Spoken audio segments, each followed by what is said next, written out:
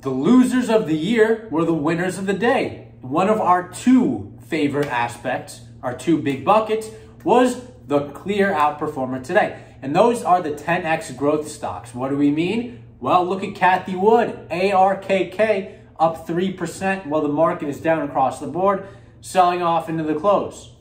ARKK is holding up pretty well, up over 3%.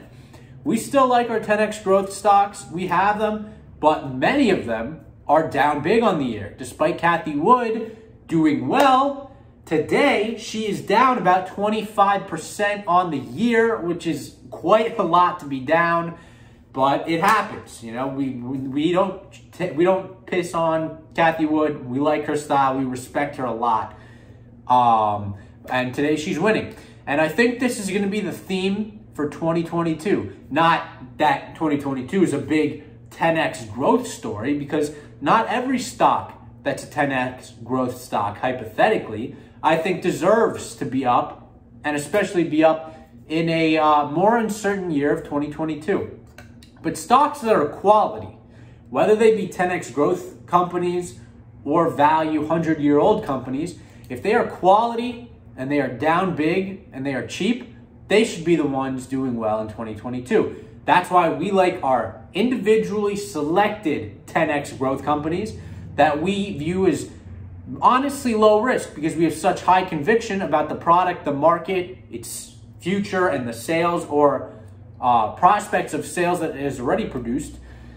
We think those companies have a good 2022. We think there's a lot of focus on product, a lot less buying narrative, buying more now actual calculatable, addressable market relative to peers, and focusing on the progress that company has made. And there are companies that fit that bill in the 10x growth category very well. And we like those companies.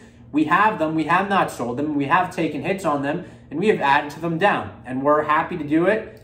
And we're happy to play along with them and have them have a return. Eventually, we expect that to happen.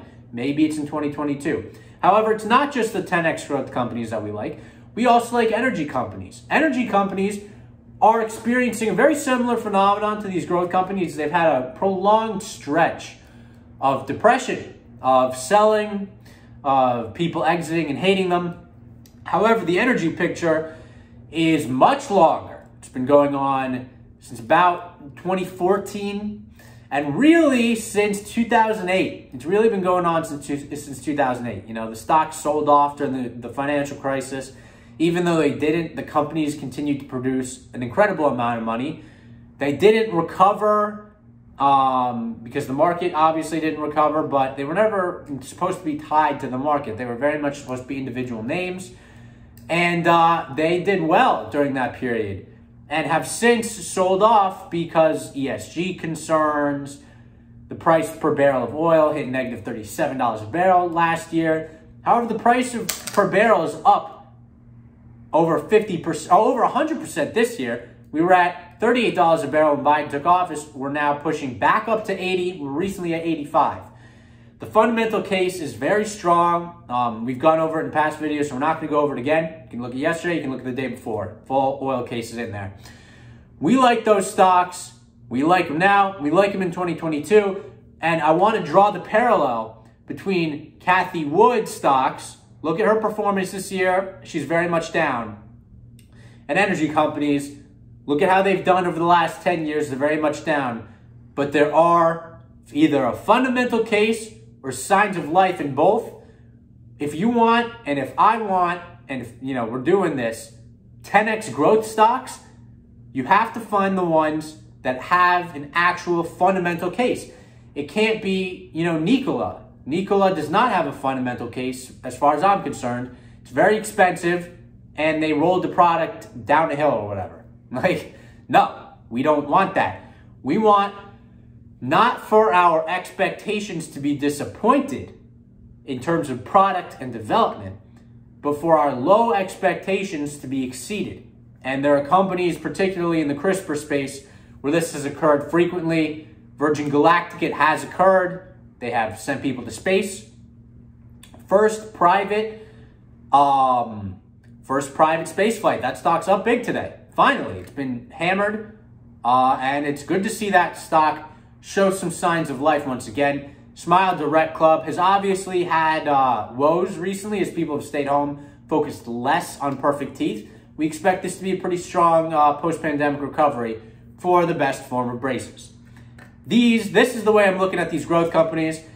They've been depressed. They're down big. Some of them will continue to fall, but there are certainly some diamonds in the rough. We own those diamonds in the rough. We're happy to do it. And we own our energy companies. That's our position. You know, we've got a couple other things, a couple mining companies here and there. We got a casino, stuff like that, DWAC. You know how it is. We like our companies. We believe in the long-term thesis. We're not trying to make a quick buck too quick just for the sake of making a quick buck. We're trying to make a lot of big bucks on bets that make sense for the sake of a good investment. So that's today's video. And until next time, peace out.